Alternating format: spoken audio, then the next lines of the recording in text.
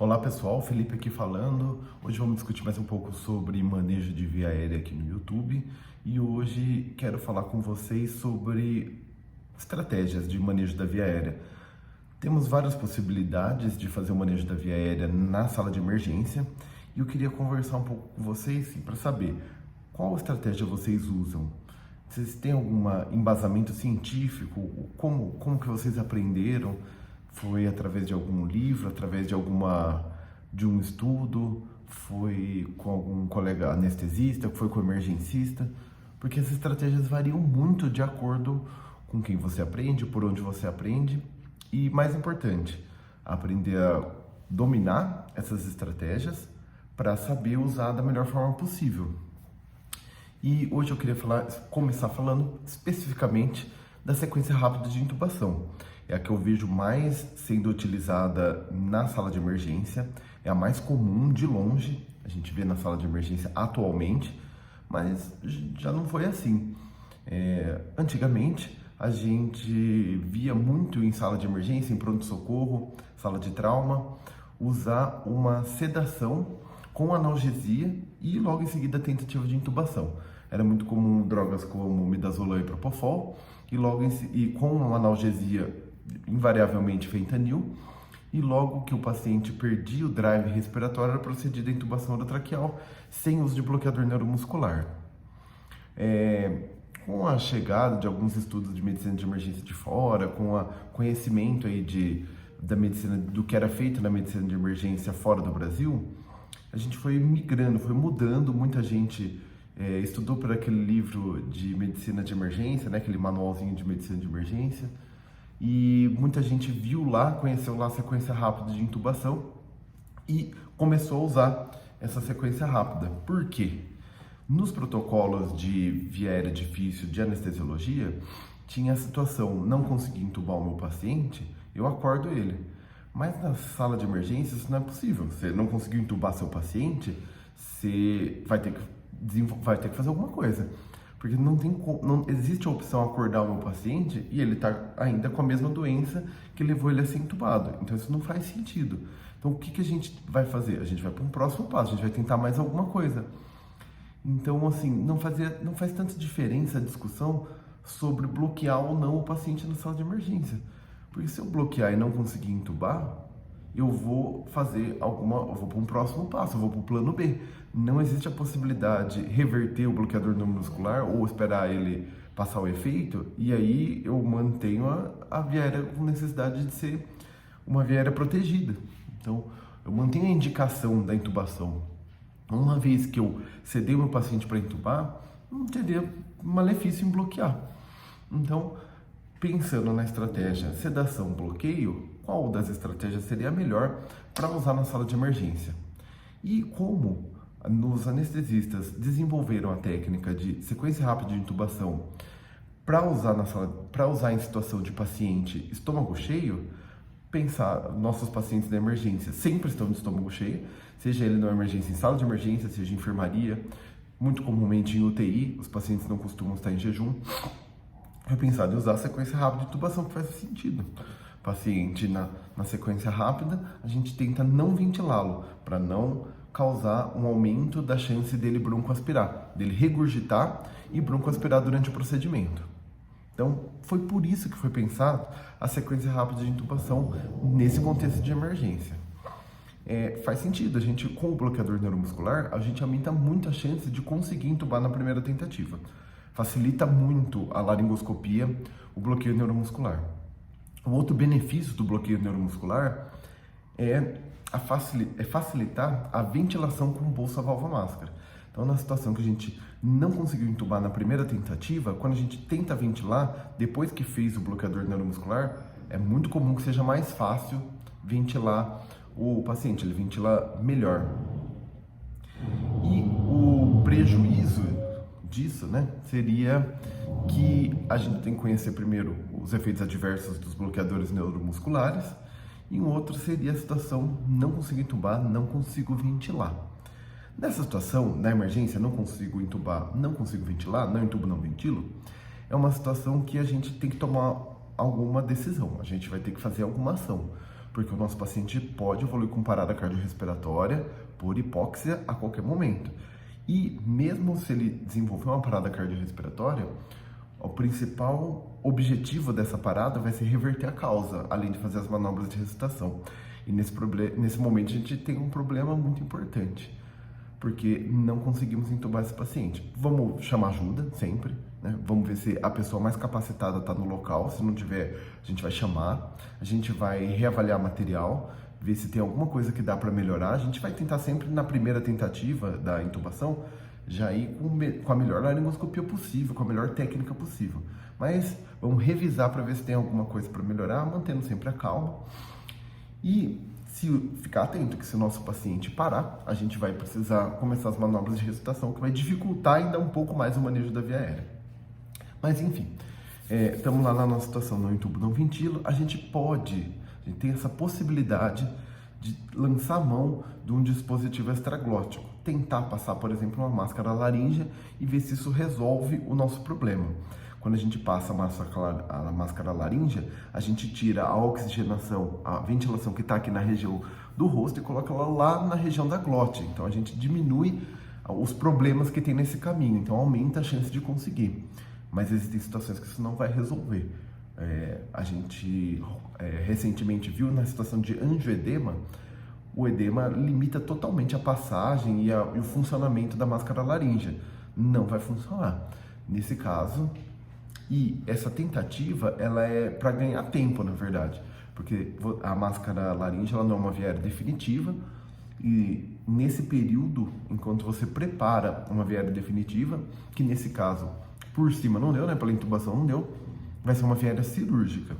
Então, se a via aérea cirúrgica estiver disponível rápido, ela pode ser, inclusive, ela está indicada como a próxima tentativa. A máscara laríngea ela é uma opção enquanto se prepara ou enquanto se faz a via aérea cirúrgica, tentando uma opção menos invasiva do que a via aérea cirúrgica. Lembrando que a via aérea cirúrgica recomendada pela Difficult Airway Society é a cricostomia.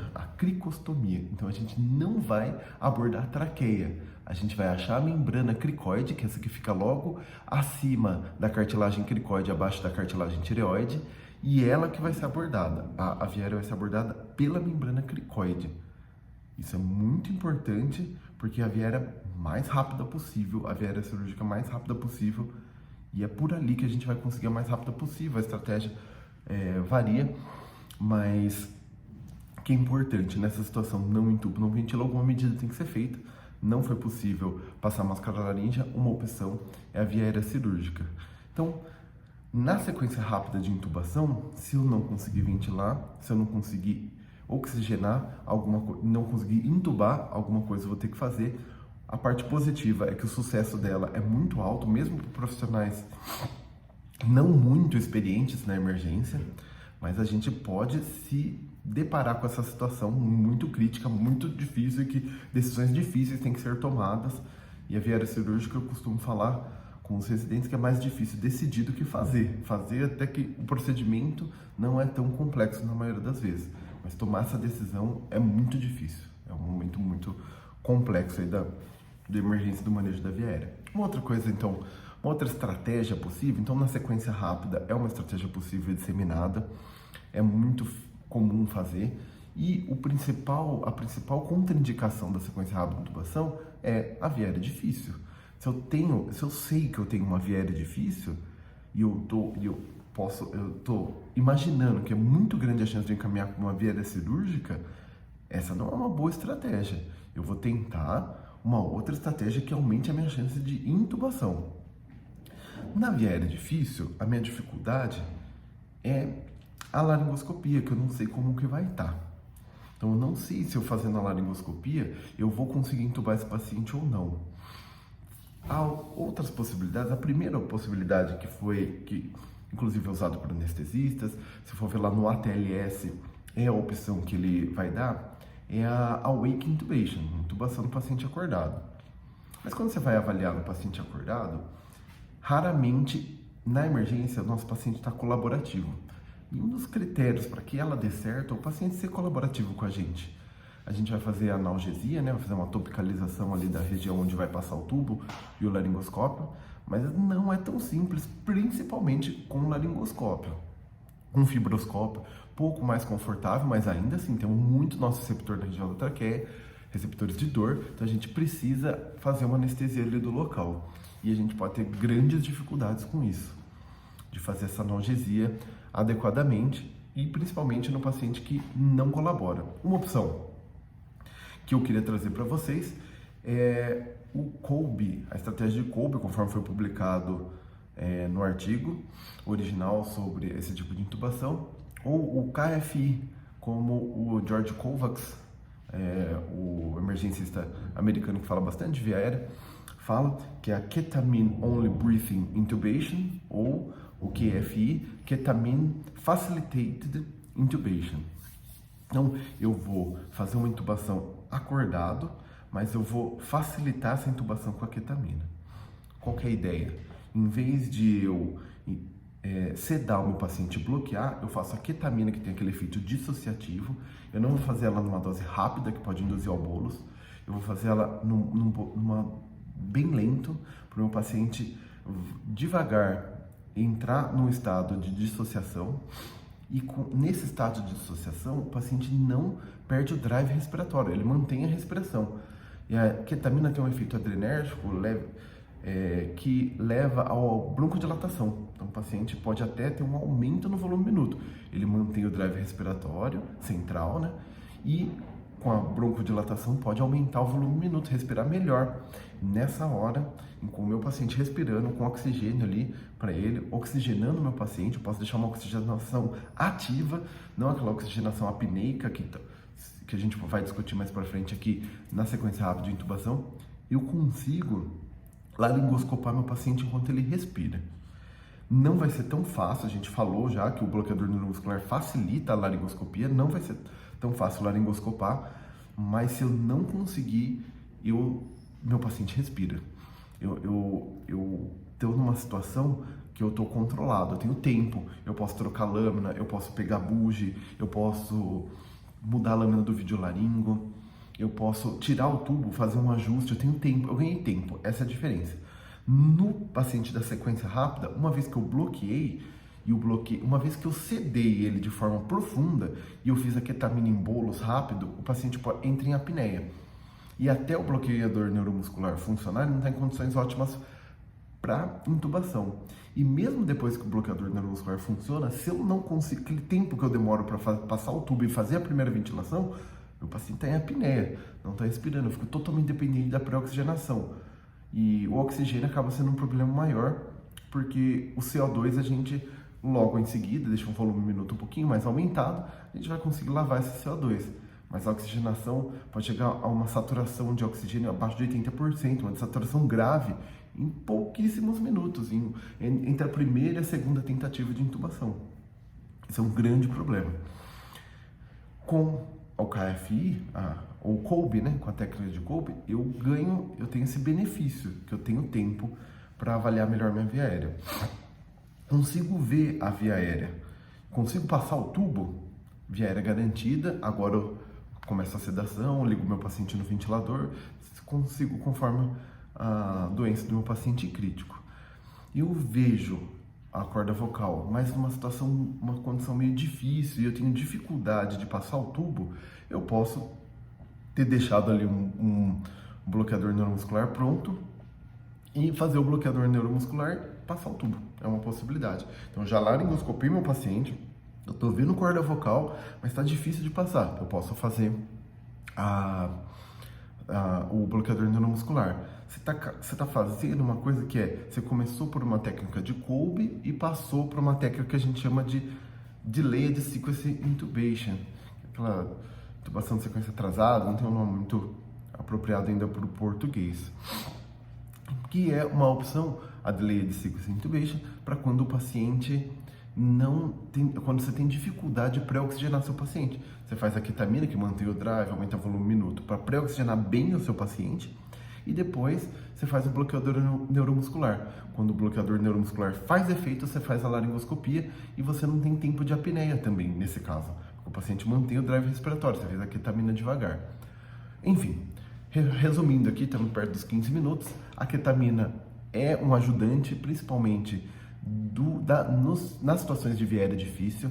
Via aérea difícil é uma coisa que varia conforme o operador da via aérea. Então, para quem está começando, mais via aéreas serão difíceis. Então, considerem essas outras estratégias, considere Kolbe, considere a sequência atrasada, pense nessas possibilidades, curte o vídeo para chegar para mais pessoas e vamos discutir mais sobre esses tipos de abordagem da via aérea aqui no canal do YouTube. Vocês vão seguindo aí que vocês vão entender melhor.